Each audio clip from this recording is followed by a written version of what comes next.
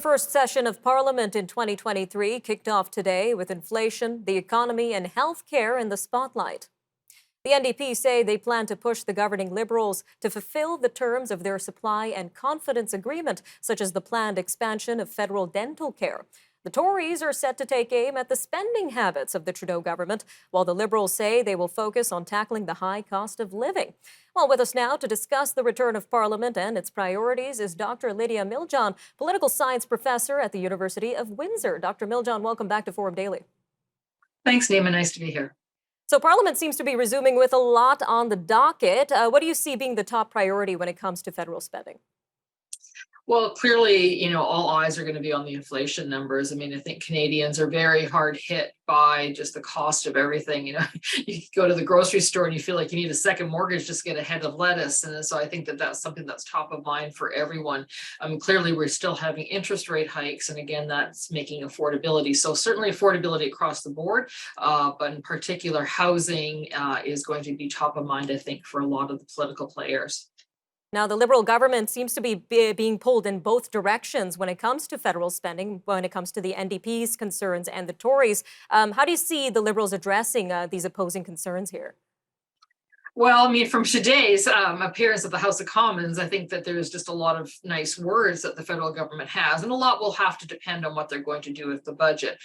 Clearly, their supply and confidence agreement does hinge on them fulfilling the promises that they made to the NDP, but at the same time, they do realize and recognize that they've got to put a handle on debt and deficit spending. And they're also getting huge pressure from the provinces. So they're in a very difficult spot. How do you make sure that, the things that Canadians want, which I think we can all agree on is good health care, and that could include dental and pharmacare. But at the same time, how do you make sure that you don't make the cost of living any worse, and that you're not just spending money or printing money, which creates inflationary pressures?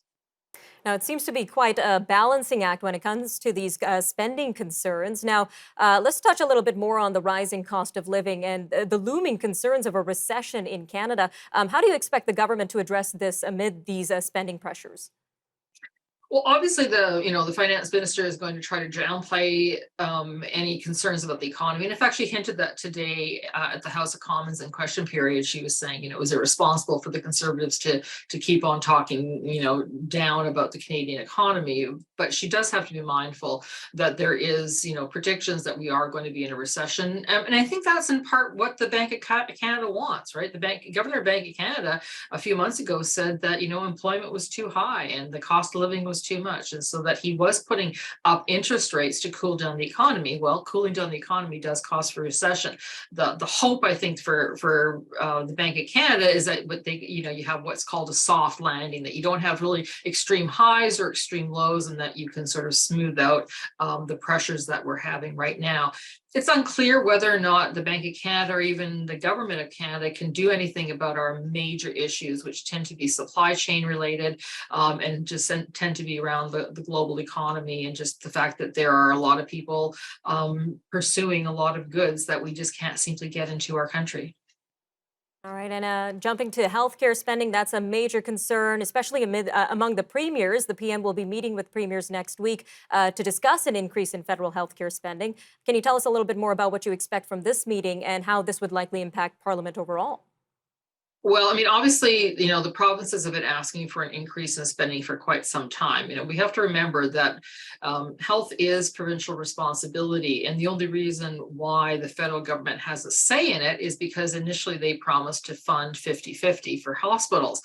They're not even anywhere near that. And I think, all the premiers are asking is, for them to help support this increasingly expensive part of government. We have huge wait times in our hospitals. It's difficult to have primary care physicians. There's doctor burnout, nurses burnout. This is a massive issue, and everyone agrees that you just can't throw money at it. But at the same time, you do need resources to help train new professionals and get people the care that they desperately want and need. Sounds like a lot to keep our eyes on. Dr. Miljan, thank you again for joining us today on Forum Daily News. My pleasure, Nima.